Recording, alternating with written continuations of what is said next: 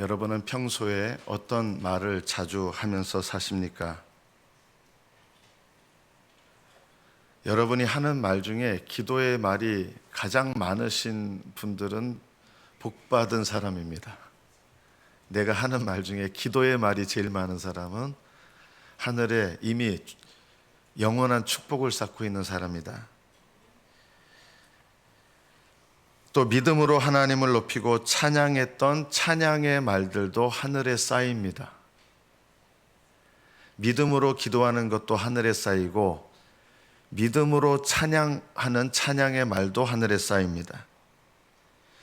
또 무엇보다도 어려운 형편에서도 원망하지 않고 불평하지 않고 그런 상황 속에서 하나님께 믿음으로 감사할 때 그 믿음으로 감사하는 말들은 하늘에 쌓입니다. 여러분이 이 땅에서 했던 믿음의 말들이 하늘에 쌓이는 사람이 복된 사람입니다. 반대로 입으로 받은 은혜를 쏟기도 합니다. 내가 겪는 어려움 속에서 원망과 불평으로 말을 쏟아내면 동시에 그 말을 쏟아내면서 하나님께로부터 받은 많은 은혜를 함께 쏟아버리게 됩니다. 이거는 그냥 과장된 표현이 결코 아닙니다. 축복도 쏟아냅니다. 원망과 불평을 하면서 받은 축복을 쏟아내게 됩니다. 사람이 말하는 것 중에 제일 재밌는 게 뭐냐면 뒷담화가 제일 재밌습니다. 그런데 이 뒷담화는요, 내게 엄청나게 많은 것을 잃어버리게 만듭니다. 은혜를 함께 쏟아버릴 뿐만 아니라 하나님이 내게 주시는 은혜를 가로막아 버립니다. 그래서 뒷담화는요, 어떻게 보면 제일 재밌지만 내 인생을 가장 불행하게 만드는 말입니다. 내가 다른 사람에게 쏟아놓는 칼날과 같은 말들은 받은 은혜를 쏟는 것뿐만 아니라 그 칼날과 같은 말들은 하나님께서 내게 주시는 은혜들을 칼날처럼 싹둑 자르게 됩니다. 결코 농담이 아닙니다. 내가 다른 사람에게 말로 하는 이 칼날과 같은 말들이 은혜도 잘라냅니다. 그런데 이런 것보다 더 두려운 일이 있는데 모든 무익한 말은 심판을 당한다는 것입니다.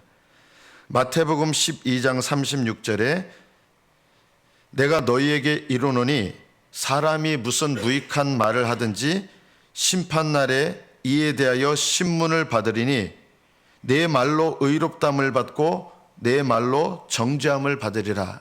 예수님이 말씀하신 거예요. 그럼 무익한 말이 뭐냐면 뭐 실없는 농담 이런 것을 말하는 게 아닙니다. 그 무익한 말이 어떤 말일까요? 뭐 가벼운 농담한 것, 또 여러 번 하다가 말하다 보면 좀 말 실수한 것도 있잖아요. 그런 것을 말하는 것이 아닙니다. 그럼 무익한 말이 뭐냐라고 하면 그 위에 성경 말씀에서 보면 어떤 말을 했는지 알 수 있습니다. 예수님께서 귀신 들려가지고 눈 멀고 맹인이죠. 말 못하는 사람을 이제 사람들이 데리고 왔는데 그 사람을 고쳐주셨습니다. 구약 성경에는 눈먼 맹인을 고쳐주신 적이 없습니다. 그리고 구약 성경의 예언에 의하면 메시아가 오셔서 보지 못하는 자들을 눈을 뜨게 한다고 했어요. 그러니까 눈을 뜨는 기적은 메시아의 표적입니다. 그런데 예수님께서 눈 멀고 말 못하는 사람을 고쳐주셨습니다. 그러면 이것을 보고 사람들의 보통 반응이 뭐였는지 아십니까? 이렇게 사람들이 반응했습니다. 무리가 다 놀라 이르되, 이 무리라는 말은 그냥 기적을 보고 예수님 따르고 이렇게 진정으로 예수님을 주님으로 영접한 그런 믿음은 아직 아니에요. 기적을 일으키는 걸 보고 놀라면서 예수님을 주변에서 따르는 사람이에요.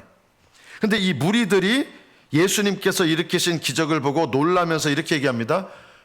이는 다윗의 자손이 아니냐, 메시아라는 뜻이죠. 메시아 아니야? 이렇게 얘기했어요. 그러자 바리새인들이 이 얘기를 듣고 이가 귀신의 왕 바알세불을 힘입지 않고는 귀신을 쫓아내지 못하느니라. 이게 무슨 말입니까? 예수님께서 눈 멀고 말 못하는 사람을 고쳐주셨는데 그 능력이 어디서부터 나왔다는 거예요? 이게 귀신의 능력으로 고쳤다는 거예요.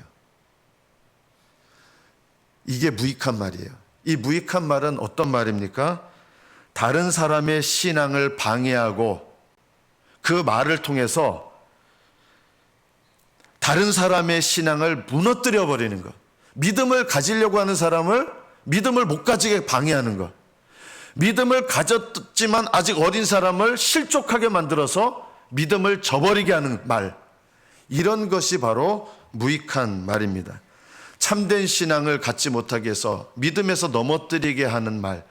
이게 무익한 말이에요. 이 무익한 말은 심판을 받게 됩니다. 무섭죠? 그런데 또 하나가 있어요. 우리 예수님을 진정으로 믿는 사람들은 거듭났잖아요. 그럼 거듭난 사람은 심판을 받지 않잖아요. 그렇습니다. 정말 거듭난 사람은 정죄에 이르는 심판을 받지 않습니다.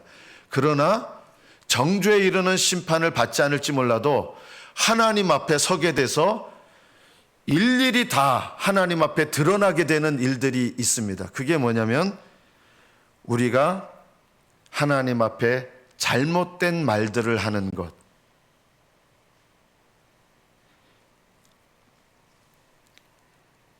하나님께 신문을 당합니다. 정죄에 이르는 심판을 당하지 않을지 몰라도 내가 거듭나서 하나님 앞에 회개되지 않은 죄들은 어떻게 되느냐? 이 땅에서 회개되지 않은 죄들은 심판대에서 다 드러나서 거기서 하나님 앞에 용서를 구하고 해명해야 되고 아마 하나님께서 저는 이런 과정이 분명히 있을 것 같아요. 죽자마자 천국 들어가고 그런 일 없습니다. 물론 지금 돌아가시면 여러분 낙원에 가시는데 낙원이라고 하는 것은 영원한 천국이 아직 아닙니다. 그래서 부활을 하게 되면 영원한 천국으로 곧바로 들어가느냐 그게 아니라 하나님의 심판대에서 믿지 않는 사람은 정죄를 받아서 지옥으로 가고요. 거듭난 사람이라 할지라도 하나님의 심판대에서 일어나게 되는 일들이 있습니다. 그게 바로 이제 신문을 받는 거예요. 지옥으로 가는 정죄를 당하지 않는다 하더라도 이 땅에서 짓고 회개하지 않은 죄들은 하나님의 심판대에서 그게 다 드러나게 됩니다. 그들 중에 드러나는 죄들 중에 아주 가장 많은 부분을 차지하는 죄들이 뭐냐면 무익한 잘못된 불신앙의 말들을 해서 내가 누군가에게 상처를 입힌 말들.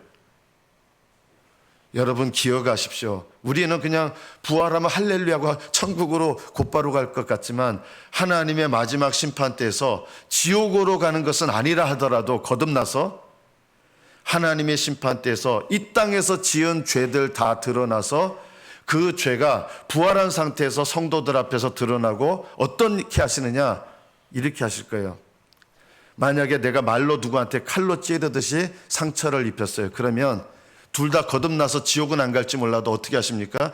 그 말에 대해서 하나님이 책망하시고 그 말에 대해서 회개케 하시고 그 말을 잘못한 내가 잘못을 범한 사람한테 가서 내가 잘못했다고 하고 아마 그 사람은 용서를 하게 할 거예요. 이런 과정이 없지 않습니다. 반드시 있게 됩니다. 그러면 그때 가서 하면 되지 않을까요?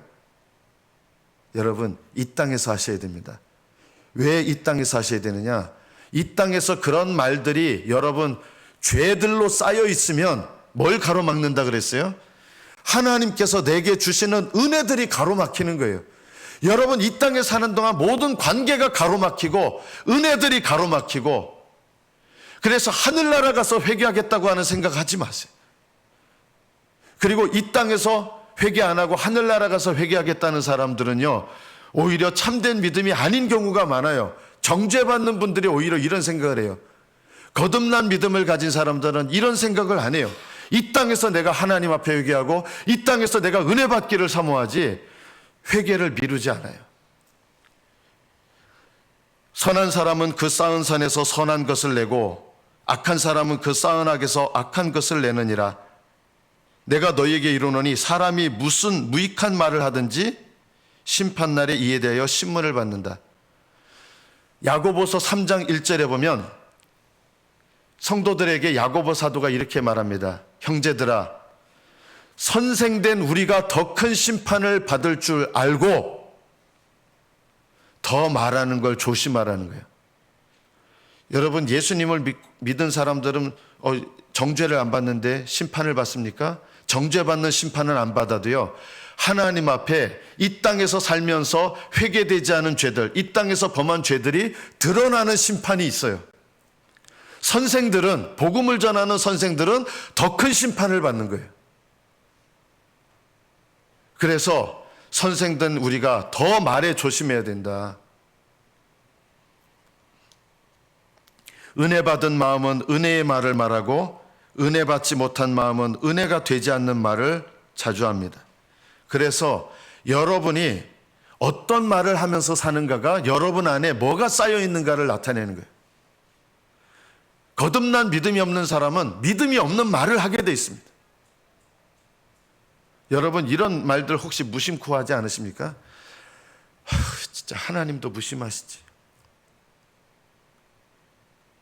조금만 하나님께 섭섭한 일이 일어나면 하나님도 참 무심하시지. 여러분, 이런 얘기도 하지 않습니까? 하나님이 살아계신데 왜 나한테 이런 일이 일어나야 돼요? 이 말은 다른 말로 말하면 무슨 말이에요? 이런 일이 나한테 일어났다는 거, 나 하나님 살아계신 못 믿겠습니다. 이런 말들 아닙니까? 이거는요, 불신앙의 말들이거든요. 미국 사람들은 뭐 조금 불쾌한 일이 일어나가 논란 일어나면 하는 욕 같은 게 있잖아요. 우리나라는 그것도 별로 안 좋죠. 제기랄 이러는데 미국 사람들 뭐라 그래요? 지저스, 오 마이 갓, 이런 거는요, 하나님의 이름을 망령되게 일컫는 거예요. 쓸데없는 일에 하나님 이름을 들먹이는 거예요. 그 사람의 입에서 나오는 말들은 그 사람의 영적 상태가 어떠하냐를 드러내는 증거입니다. 사울은 다윗 때문에 거의 20대 10여 년 동안을 날마다 죽음의 위협을 당하면서 고통을 받습니다. 억울하고 비참하고 고통스럽고. 그런데 이 다윗은 자기를 죽이려는 사울을 향해서 한 번도 사울을 비방하거나 사울을 욕하거나 저 사울 죽었으면 좋겠다, 이런 식으로 표현한 적이 단 한 번도 없습니다. 이게 다윗의 믿음인 거예요. 저자는 나한테 이렇게 해코지라니까 반드시 천벌받아 죽어야 돼, 이런 말을 안 했어요. 하나님께 맡기고 하나님께서 이 상황을 봐주십시오, 하나님께서 해결해 주십시오, 이런 말은 드렸지만 자기의 어떻게 보면 주군이죠. 신하로서 사울에 대해서 하나님께 억울한 심정은 아렸고 고통을 아렸지만 사울을 한 번도 욕하거나 비난하지 않았습니다. 그리고 정작 사울이 죽었을 때 지은 시편이 긴 시편이 있습니다. 보통은 어떻게 합니까? 그렇게 나한테 힘들게 하더니 아이고 저주받아 죽었구나, 하나님이 치셔서 죽었다. 다윗은 그런 말을 단 한 번도 하지 않습니다. 사울의 죽음에 대해서 슬퍼하고 애통해하고, 그리고 사울이 살아생전에 이스라엘 백성을 위해서 얼마나 용감한 장군이었는지 그것을 사울을 기리면서 얘기합니다. 우리 보통 사람은 어떻게 해요? 그렇게 나를 힘들게 하더니 하나님께 맞았다, 저거 하나님께서 치셔가지고 저렇게 됐다, 아이고 쌤통이다. 여러분, 교회 안에서도 이런 말들 자주 하지 않습니까? 아유, 날 저렇게 아주 그냥 해코지하고 힘들게 하더니 저 봐라, 하나님이 저거 공의로운 심판을 하셔가지고 저렇게 됐다. 여러분, 이런 말들이 다 다른 사람을 저주하는 말들입니다. 다윗은 사울을 저주해달라고 기도하지 않았습니다. 여러분은 어떤 말들을 쌓으면서 살고 있습니까? 우리가 말을 할 때 입으로 짓는 죄가 왜 중요한가? 우리는 별거 아니라고 생각하거든요. 입으로 짓는 죄가 왜 중요한 죄가 되느냐? 하나님과의 친밀한 관계를 깨뜨리기 때문입니다.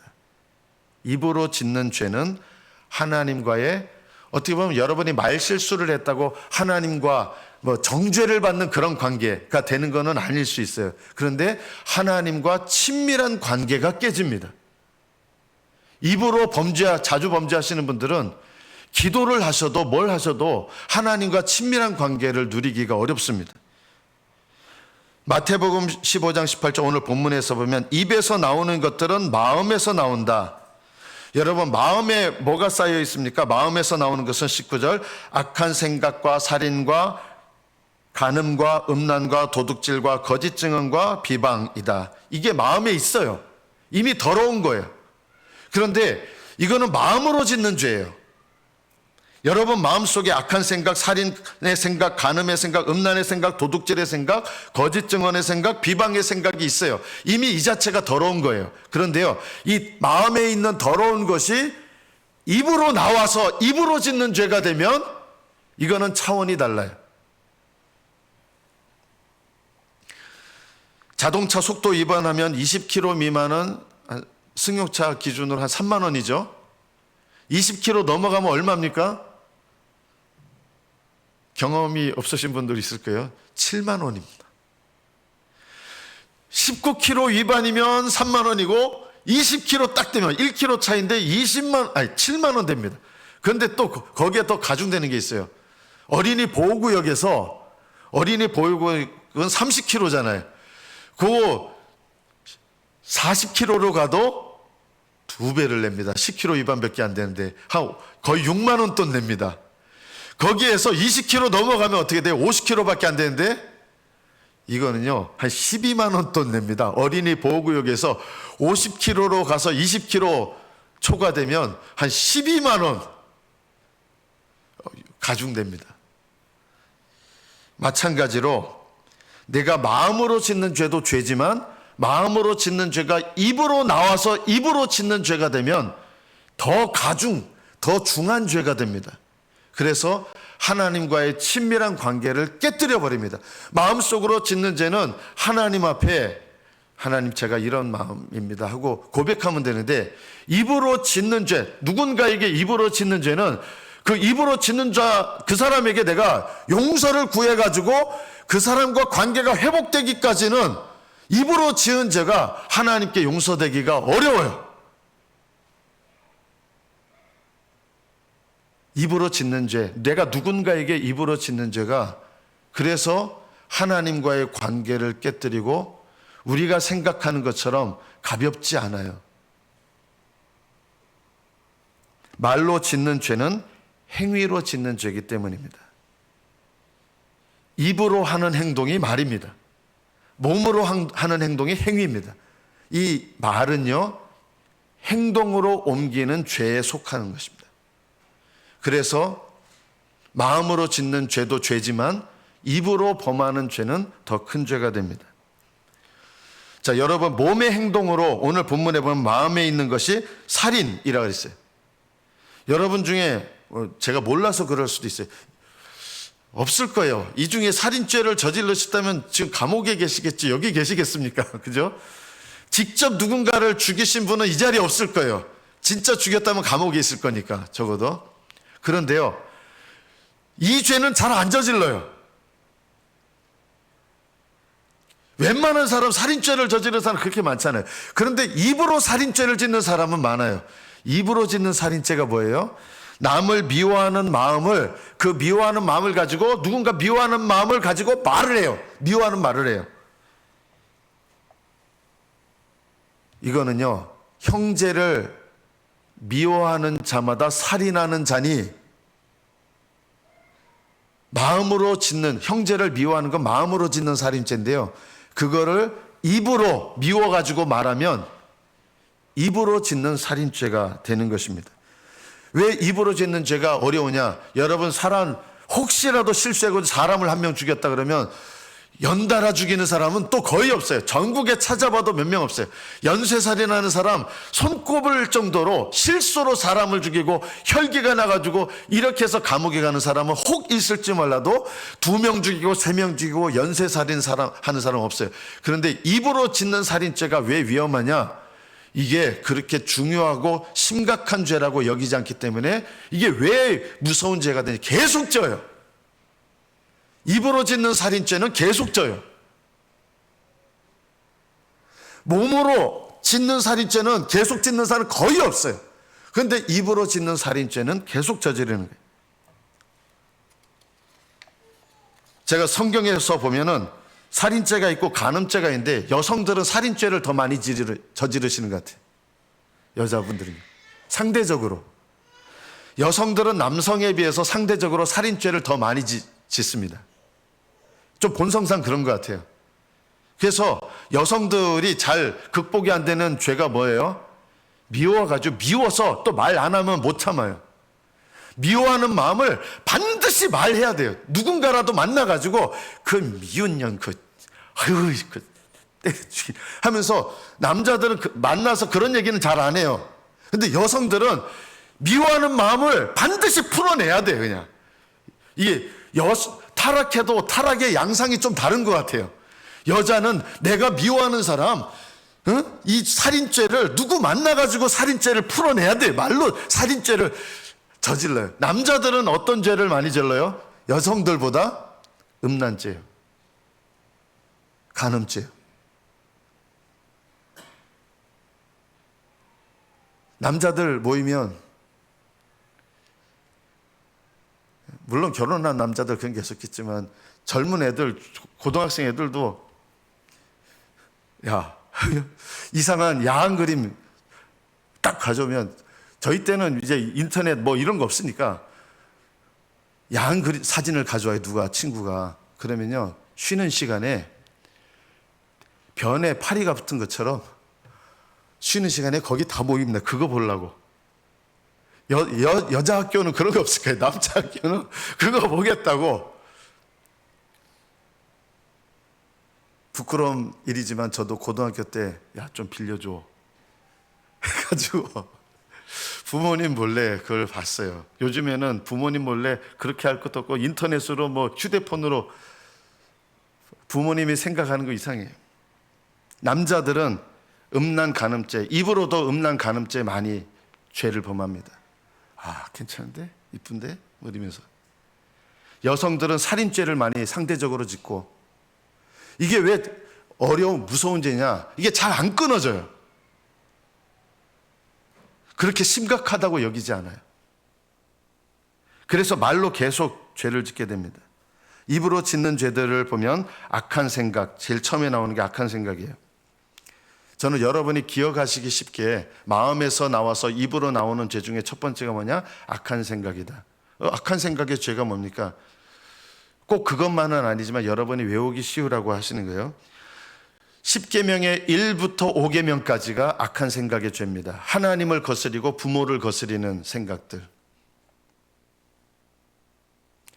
하나님께서 나보다 높은 질서에 두신, 하나님은 당연히 가장 높으신 분이시고 나보다 윗질서에 있는 사람을 향해서 내가 악하게 말하는 것, 이게 그런 마음이 있어요. 그걸 말로 표현하는 게 악한 생각을 입으로 말하는 죄예요. 부모님에 대해서 친구들끼리 막 욕하고, 요즘에는 학교 선생님들에 대해서 막 꼰대니 막 이러면서 막 욕하고, 하나님께서 나보다 위에 두신 권위에 대해서 부정적으로 말하고 악하게 말하고 비방하고 막 이런 것들이 악한 생각을 입으로 표현하는 거예요. 살인의 생각이 뭡니까? 살인하지 말라. 6계명이죠. 이미 말씀드렸습니다. 형제를 미워하는 자마다 살인하는 자니 살인하는 자마다 영생이 그 속에 거하지 아니하는 줄을 너희가 아는 바라. 형제들에 대해서 마음으로 미워하는 죄를 고의적으로 알면서도 회개하지 않는 이런 사람은 영생이 없다는 거예요. 영생이 있는 사람, 거듭난 사람은 형제를 미워하는 죄에 대해서 죄를 죄로 여기고 회개하려고 해요. 그런데 영생이 없는 사람은, 거듭나지 않은 사람은 누군가 형제를 미워하면서도 이걸 죄를 죄로 여기지도 않고 회개하려고도 안 한다는 거예요. 달라요. 형제를 지속적으로 미워하는 것은 참된 믿음이 없는 것입니다. 여러분, 누군가 미워서 격분해가지고 하는 말, 다른 사람과의 관계 속에서 격분해서 하는 거, 말하는데 화가 머리끝까지 치밀어가지고 화를 내면서 막 얘기해요. 이게 미움으로 말하는 거지 않습니까? 부모들이 자녀들한테 이렇게 조곤조곤 이렇게 얘기할 수도 있는데 이 자녀들이 좀 이렇게 대들고 이러니까 이 험하게 막 나오고 XX 막 나오고 숫자 막 나오고 십자 나오고 18자 나오고 막 이러면서 막 퍼버요. 이렇게 분노, 격분, 화를 내면서 누군가에게 말하는 것, 이게 바로 내 마음속에 미움, 살인하는 미움의 죄가 입으로 나오는 거예요. 격분해서 말하는 게 다 여러분 영적으로 보면 살인죄를 짓는 거예요. 조곤조곤 말하는데도 아주 강력하게 칼을 찌르는 분이 있어요. 화만 낸다고 무조건 이게 강력한 미움의 말이 아니라, 근데 내가 뭐 아주 조심조심 얘기하는데 그 내용은요 아주 깊이 찔러요. 남 무시하고. 이런 것도요 미움의 말이에요. 다른 사람에게 깊은 상처를 입혀요. 남자들이 간음, 음란, 간음은 결혼한 사람들이 범하는 성적인 모든 죄, 음란은 결혼하지 않은 사람들이 짓는 성적인 모든 죄, 생각으로든 말로든 행위로든 포함하는 것입니다.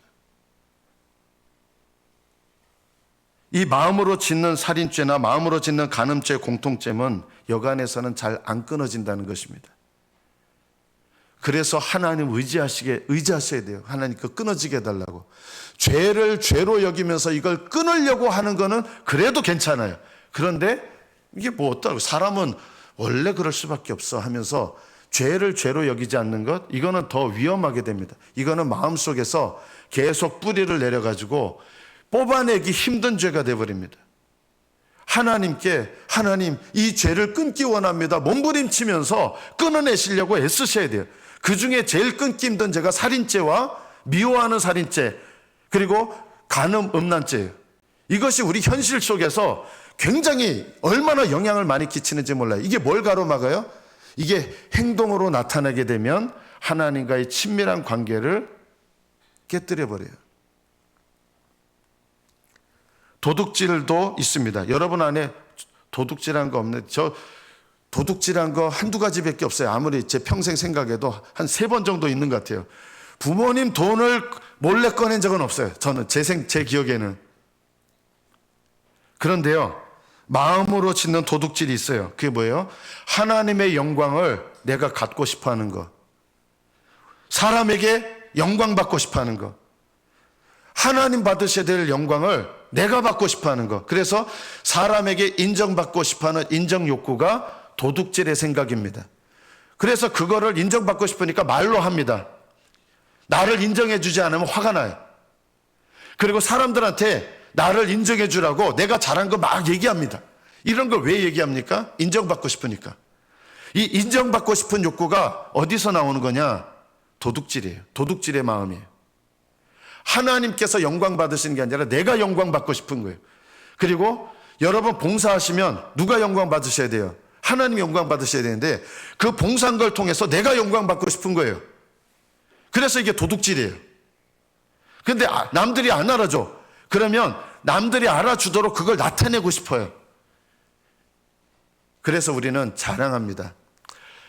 내가 이거 얘기 안 하려고 그랬는데 우리 아들이 내가 공부하라도 안 그랬는데 얘가 이번에 그 상대방 애는 대학 못 들어가가지고 엄마가 마음이 아픈데 우리 애는 공부를 하라고 안 했는데 어쩌면 애가 지가 알아가지고 서울대를 들어가가지고 어떻게 이렇게 똑똑한지 몰라요. 제가 참 이런 게 자랑이잖아요. 영광 받고 싶은 거죠. 상대방을 눌러서 은근히 내가 높아지고 싶은 거예요. 요한복음 5장 44절에 보면 너희가 서로 영광을 취하고 유일하신 하나님께로부터 오는 영광을 구하지 아니하니 어찌 나를 믿을 수 있느냐. 여러분 도둑질의 마음도 간단한 게 아니에요. 하나님께로부터 오는 영광을 구하는 게 아니라 사람으로부터 오는 영광을 더 귀하게 여기는 사람은 예수님을 올바로 믿을 수가 없다는 것입니다. 이게 가벼운 게 아닌 거예요. 영광 받고 싶어 하는 거.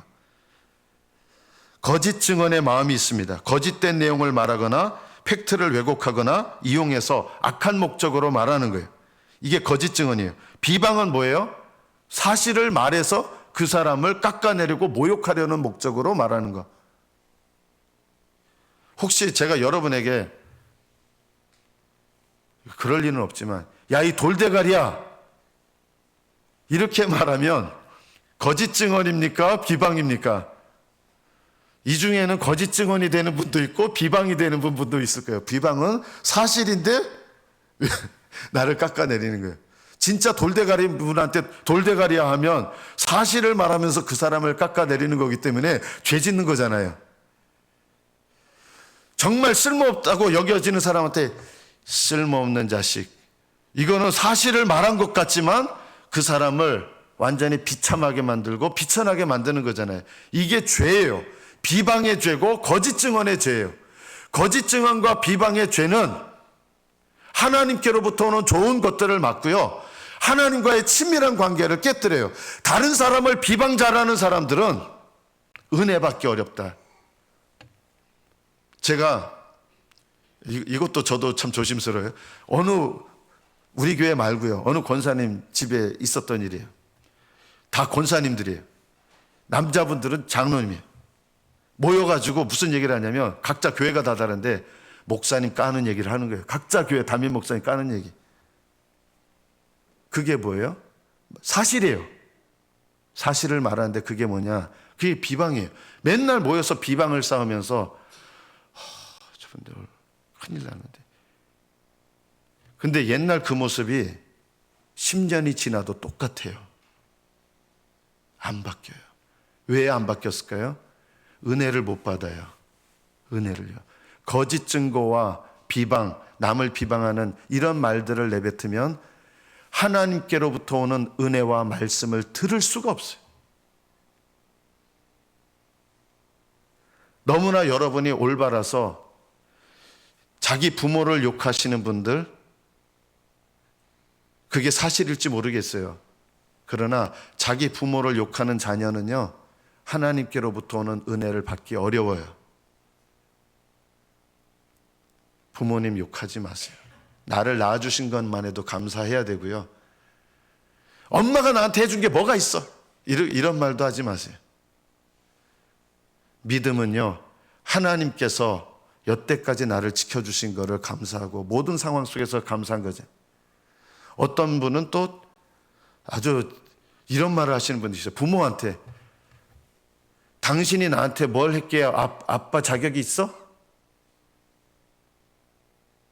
여러분, 이런 말은요, 그 부모에게 뿐만 아니라 하나님께로부터 오는 내가 받아야 될 은혜를 가로막아요. 이게 얼마나 무서운 말들인지 몰라요. 여러분이 사실을 말한다고 해도 그 사실이 누군가에게 모욕이 되거나 그 사람을 깎아내리는 말이 되면 그것은 비방하는 죄가 되는 것입니다. 입으로 짓는 죄들이 우리가 알지 못하는 사이에 얼마나 하나님께로부터 오는 좋은 것들을 가로막는지 모릅니다.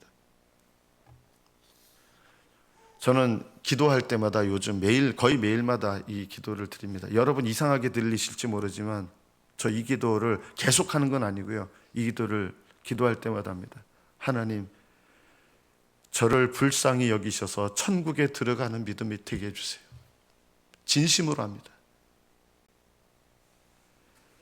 하나님, 저를 불쌍히 여기셔서 천국에 들어가는 믿음 되게 해달라고. 그리고 저의 남은 인생 헛되게 보내지 않게 은혜를 베풀어 주십시오. 우리가 마지막 기억해야 될 것이 있습니다. 어떻게 해야 내가 입으로 범하는 또는 범한 죄들로부터 구원받을 수 있을까요? 구원받을 수 있습니다. 왜냐하면 예수님께서 우리가 입으로 범한 죄들 때문에 모욕을 당하셨고 수치를 당하셨고, 우리가 말로 범한 죄들 때문에 예수님께서 우리 죄를 담당하시고, 이루 말할 수 없는 예수님은요, 바알세붑 이런 별명도 얻으셨어요. 바알세붑. 이게 히브리어 아람어로 돼서 무슨 뜻인지 모르시는데 파리 대왕이란 뜻이고요. 쉽게 말하면 파리 대왕이란 뜻이 아니라 똥파리란 뜻입니다. 왕파리, 왕똥파리. 예수님은 바리새인들에게, 유대인들에게 왕똥파리 이런 수치를 당하셨습니다. 얼마나 예수님 침뱉음도 당하시고,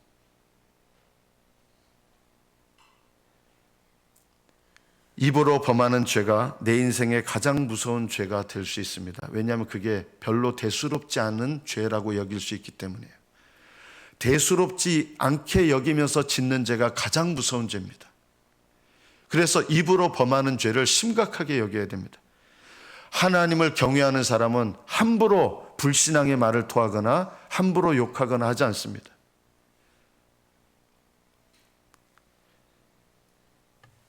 혀는 등이 길들일 사람이 없나니 쉬지 아니하는 악이요 죽이는 독이 가득한 것이라.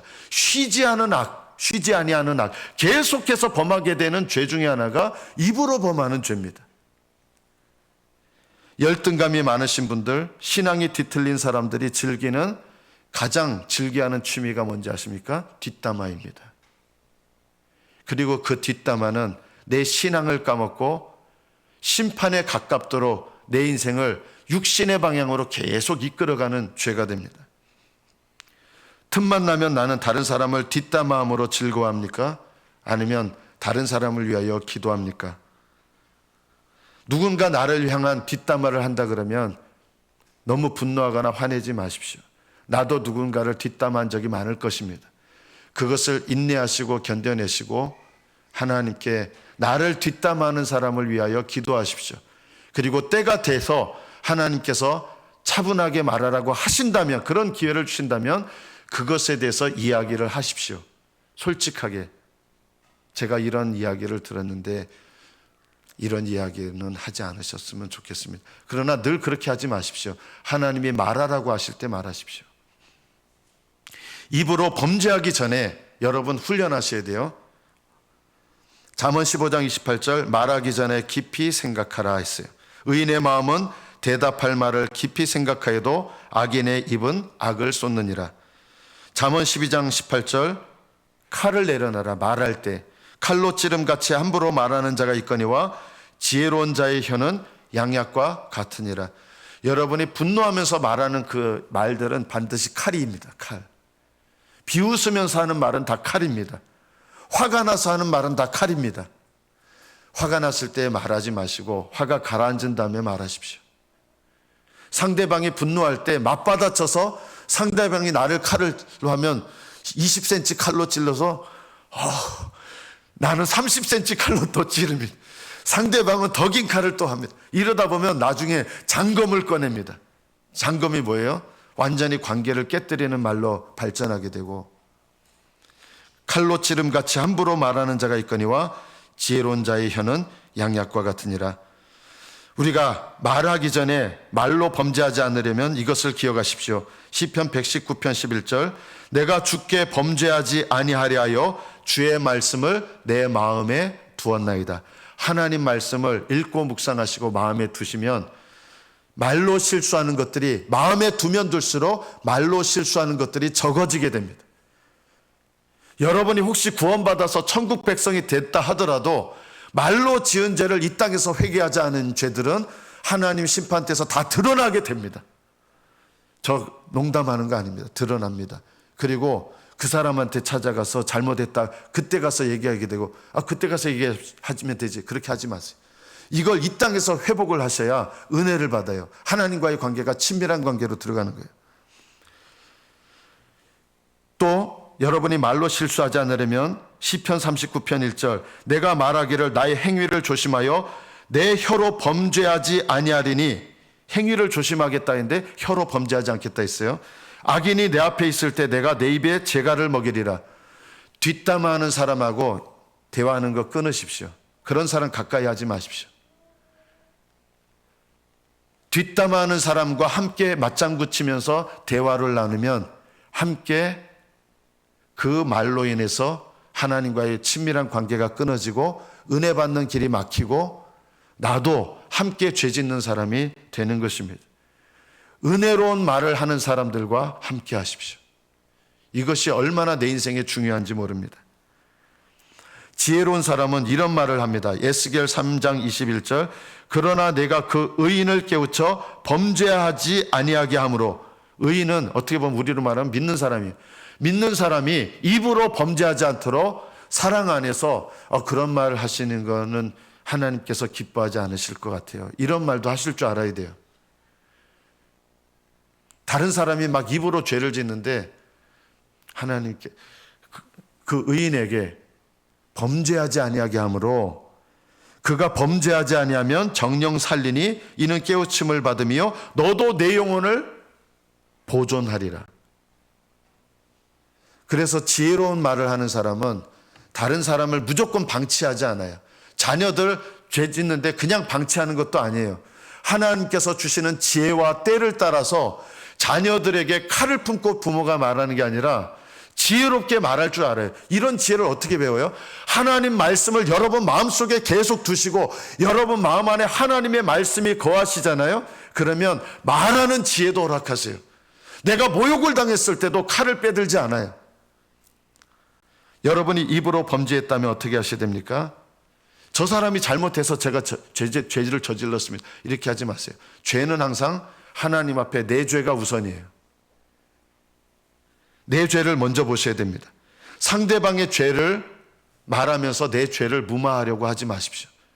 입으로 죄를 범했다면 내 죄는 내가 먼저 봐야 돼요. 저 사람이 나한테 이런 말을 해서 내가 이렇게 했어요. 이거 안 통해요. 하나님께는 내 죄를 먼저 보고 내 죄를 회개하셔야 되고, 그 다음에 내 죄에 대해서 상대방에게 그 사람이 먼저 잘못했다 하더라도 제가 이렇게 말한 것에 대해서 제가 잘못했습니다. 이렇게 하면 놀랍게도 상대방은 아닙니다. 생각해보니 제가 먼저 잘못했습니다. 보통 이렇게 얘기하게 돼요. 이렇게 얘기했는데도 이제 깨달았어? 이런 사람은 어떻게 돼요? 그냥 침묵하면서 이 사람은 상종할 사람이 아니구나 이렇게 하시고 대화를 안 하시면 돼요. 회개하지 않고 계속 범하는 죄는 가벼운 것이 아니라 내 영혼의 가장 심각한 죄가 됩니다. 요한일서 3장 6절 그 안에 예수님 안에 거하는 자마다 범죄하지 아니하나니, 이 범죄하지 않는다는 것은 계속해서 죄를 짓지 않는다는 뜻이에요. 왜요? 회개하기 때문입니다. 내가 입으로 죄를 범했어도 주님 안에 거하는 사람은 계속해서 그 죄를 저지르며 살지 않습니다. 회개하기 때문입니다.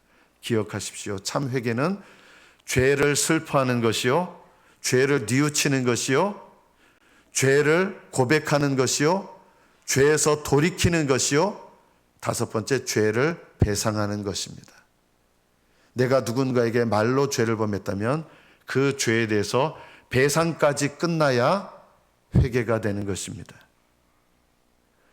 여러분이 입으로 죄를 짓지 않도록 조심하셔서 여러분의 입이 기도하는 입이 되시길 축복합니다. 찬양하는 입이 되시길 축복합니다. 다른 사람 믿음 세우는 입이 되시기를 축복합니다. 여러분의 입의 말들이 하늘에 쌓이시기를 축복합니다.